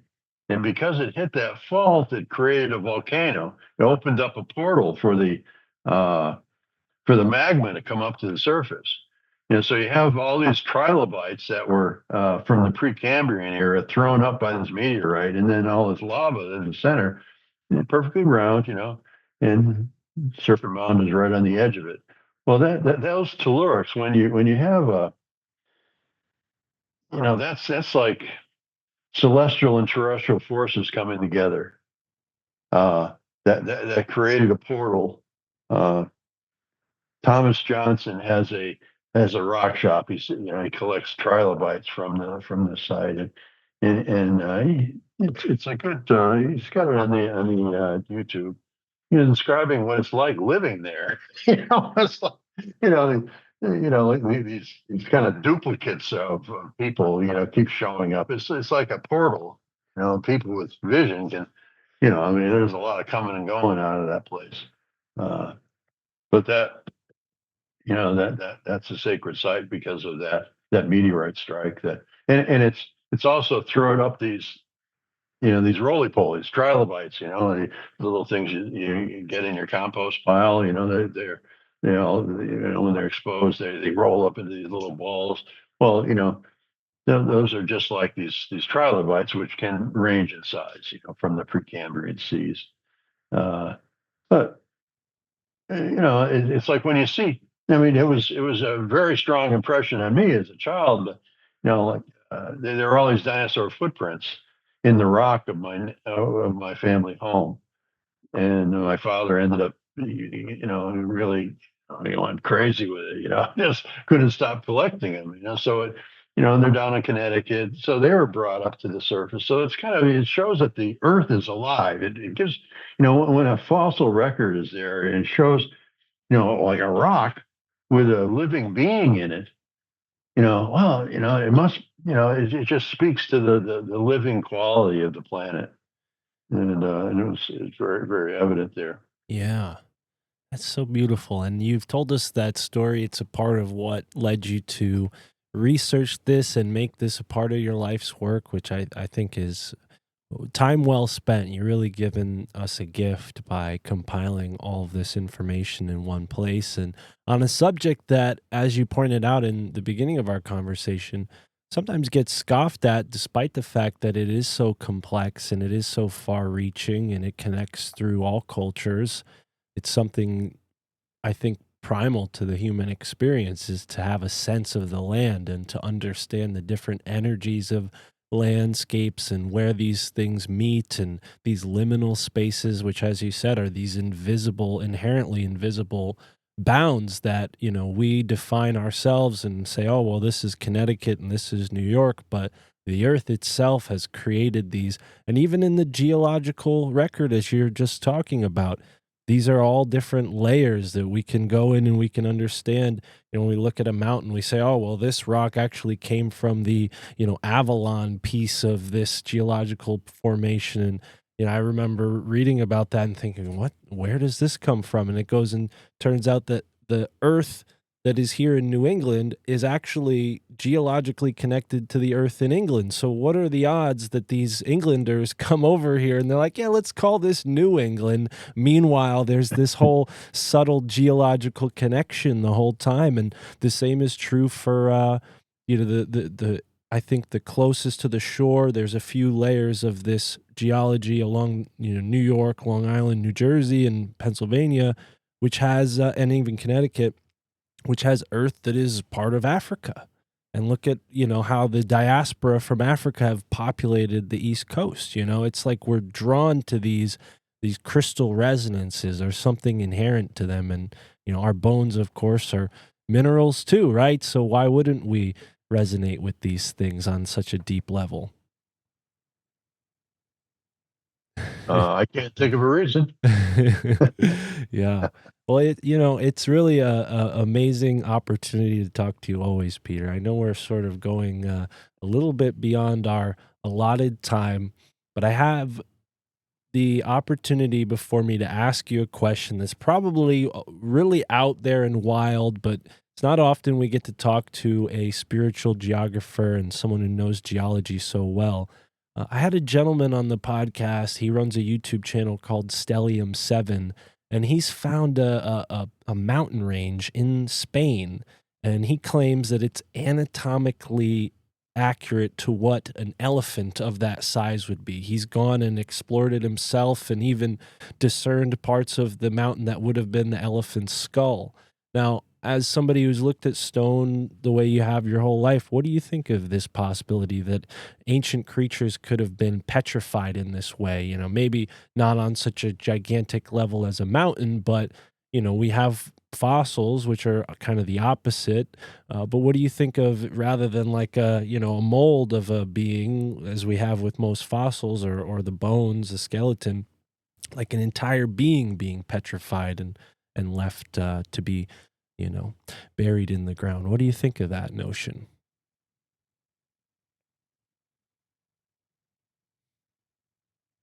Yeah, it's just like morphogenetic field stuff. It's field stuff. It's petrified, no, but as a consciousness, yeah.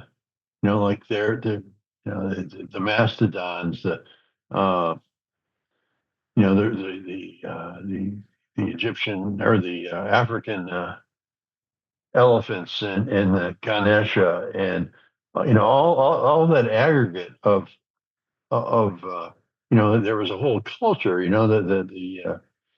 The Pleistocene culture was all mega. We were after all these mega flora and fauna, but it was you know the mastodon was the main hunt, and there was all this spiritual stuff that was done around it, ceremony and uh, taking these psychotropics that they were well aware of.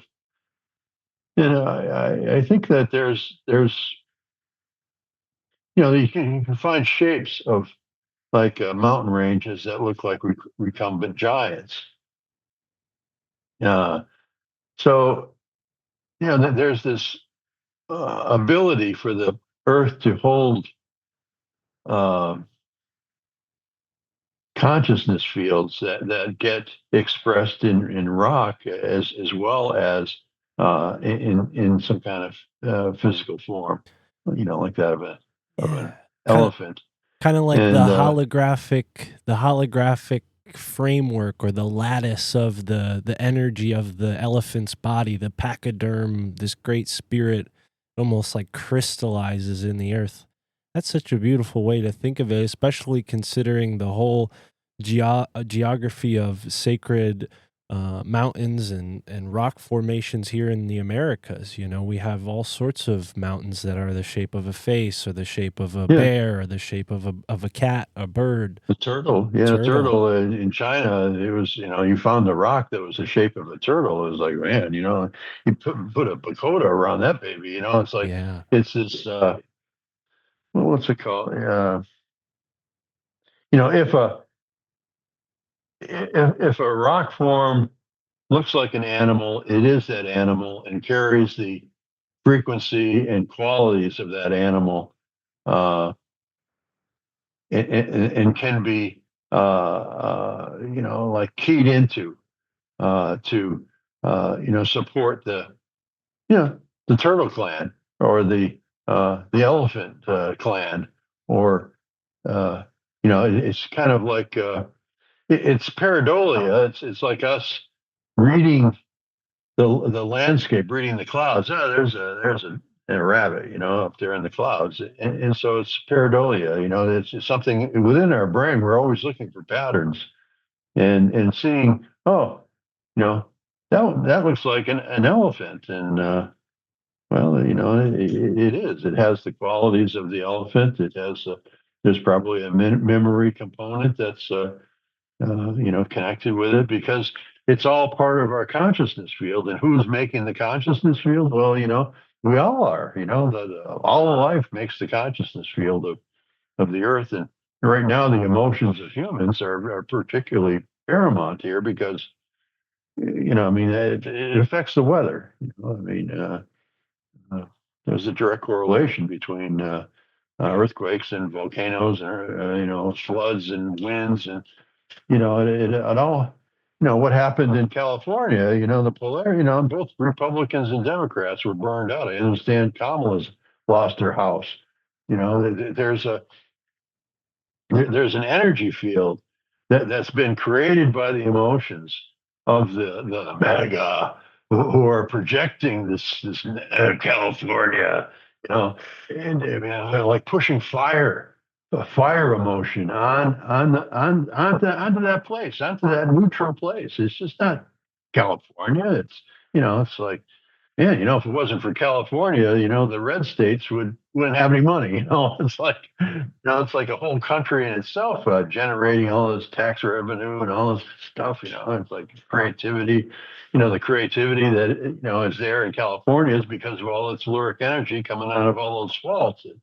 It's just, it enlivens the mind, and so it's this consciousness projection that, like, burn, baby, burn, that kind of, irresponsible emotional projection on anyone is just, there's some karma to be paid for that kind of stuff.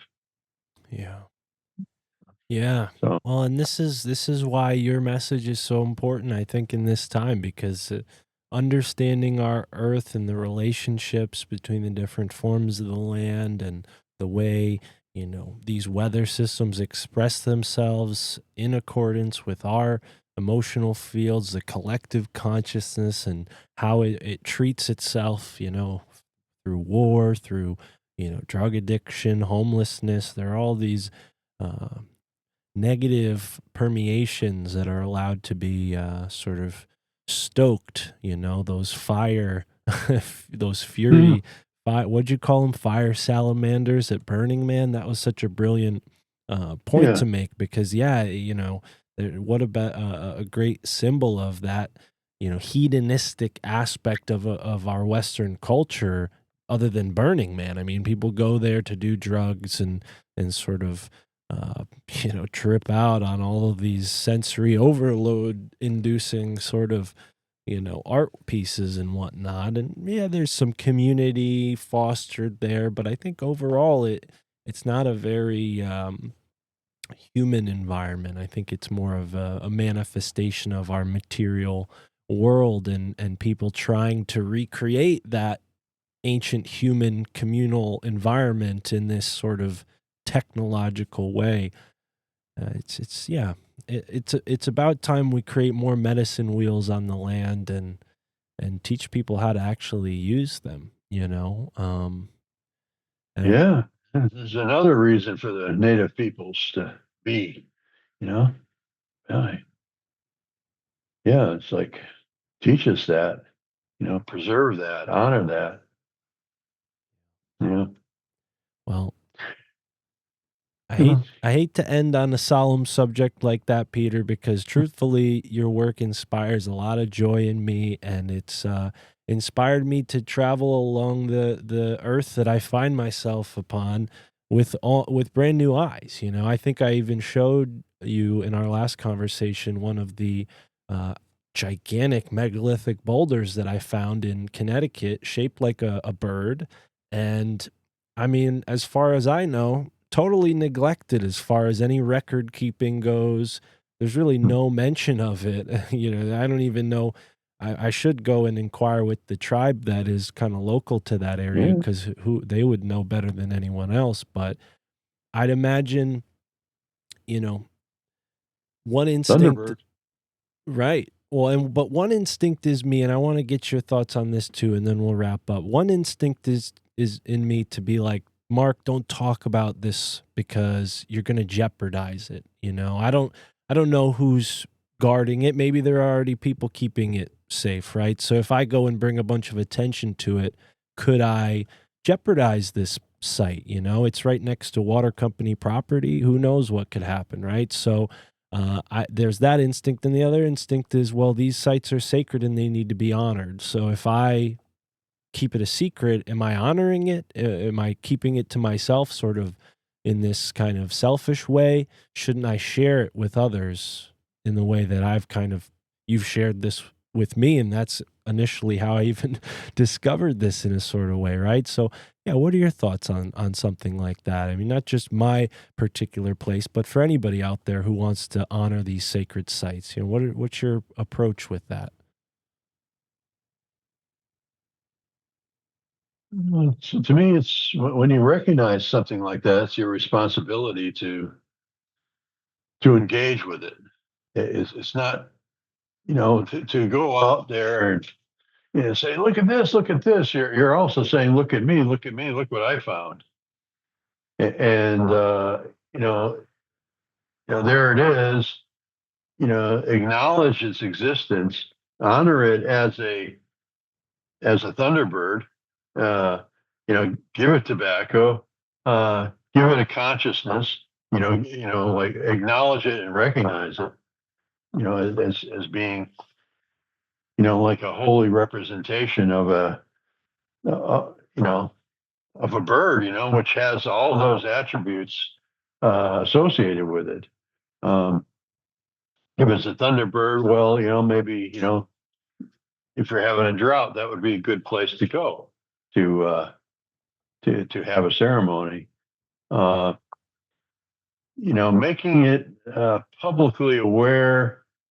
Uh, you know, lot of you can often recognize a Native American sacred site by all the trash on it.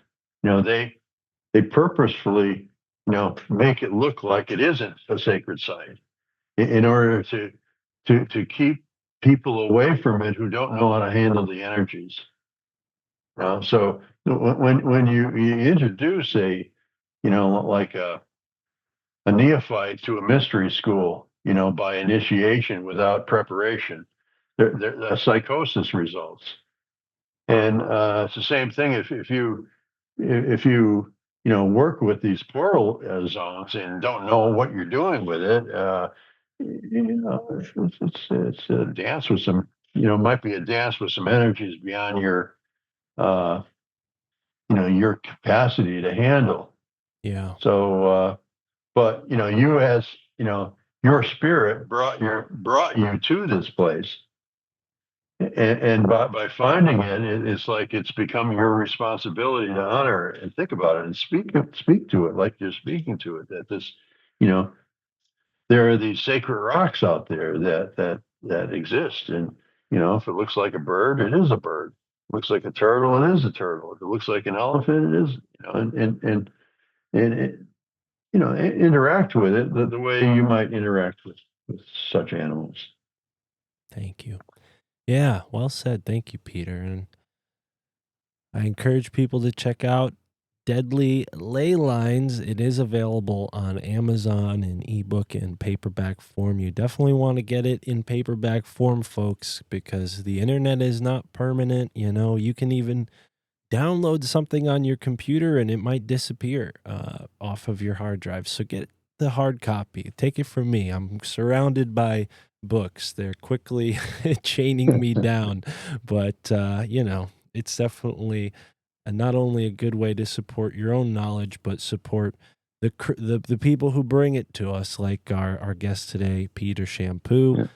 And remind the folks your new website, Peter, and because they can also, if they need to, download it for free there in PDF form, and there's a bunch of other information there as well about everything we've talked about and more.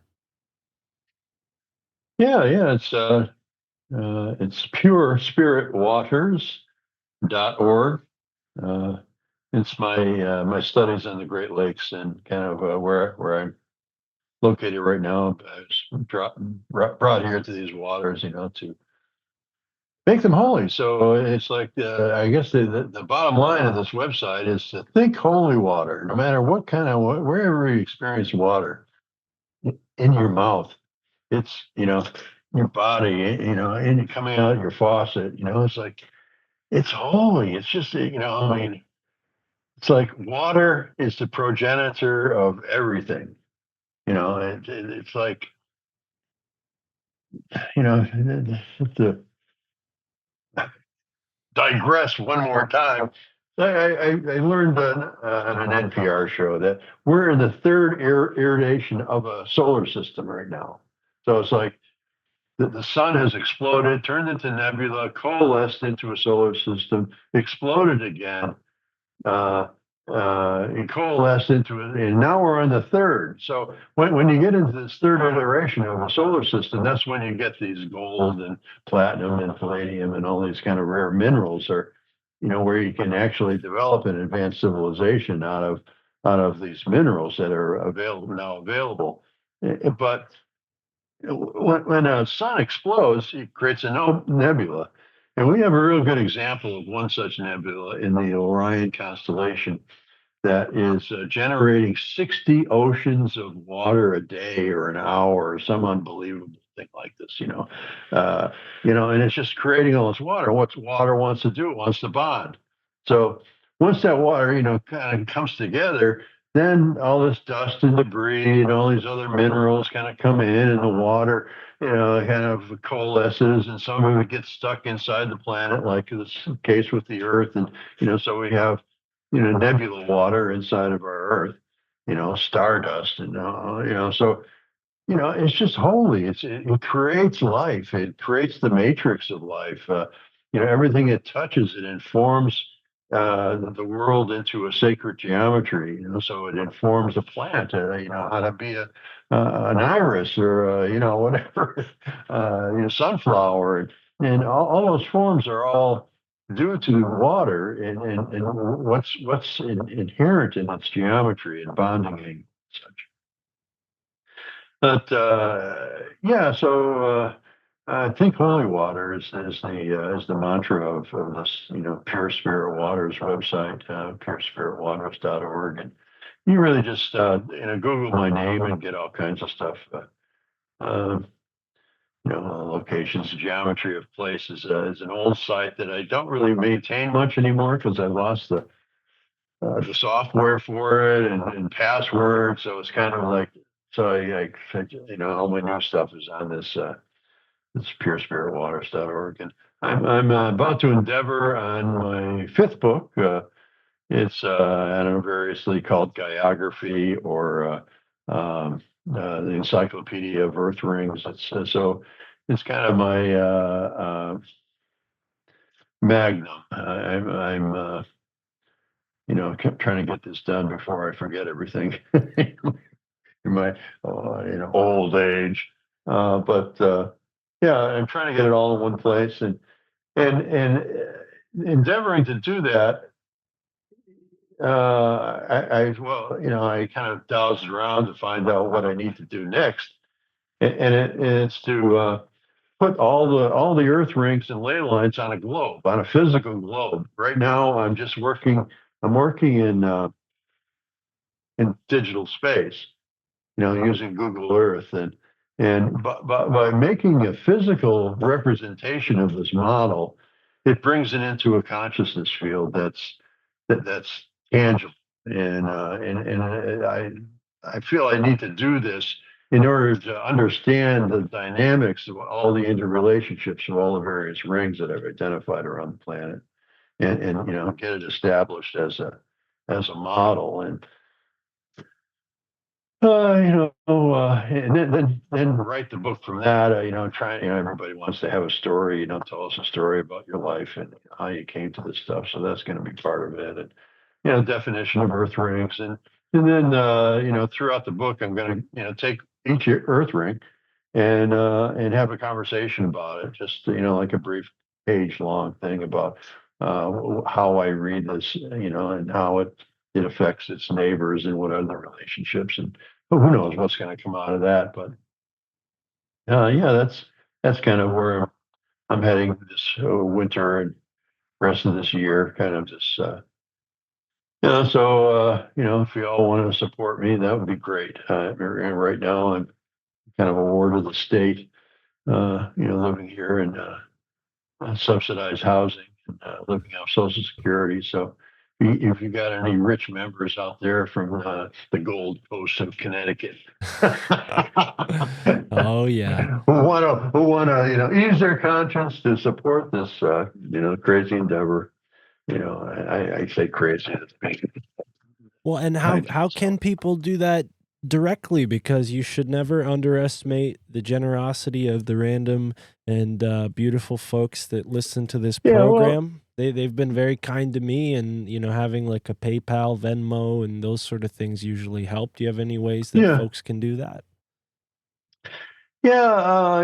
Monitoring all that stuff is, I've tried to put a Patreon page out, but again, yeah, no, I need to have more public, I need to get my own website and, I do have a channel, a YouTube channel that you can access, it's through my name and Geometry of Place, at Geometry of Place is, uh, is my YouTube handle. But yeah, I'm not too grounded in that way. I could really use some tech support to monitor such Well, things and let's talk. use Let's talk a use the little right bit. words. Let's talk a little bit because I'll be able to help you out, no free of charge. You've been so generous with your time with me. I'd be happy to help you with this. And then before I put this episode out, I will tell the audience where they can directly support you once we have that all set Yeah, up. Because I think people are really going to yeah, want to have this encyclopedia as a part of their collection. It's as you say, your magnum opus. There's tons of people who have reached out to me and said, "Wow, your conversations with Mr. Champoux are great. Have him back on." So you have a lot of support, at least in my audience, yeah, and let's make it easy for them to support you because YouTube is not our friend. We know that. yeah, YouTube they yeah, don't make it easy for folks like us to get our work out there. So you and I will have a conversation yeah. about that, but folks. I'll jump in the outro and give you the update on where you can support Peter. And until next episode, immerse yourself in the moment wherever you are in the now.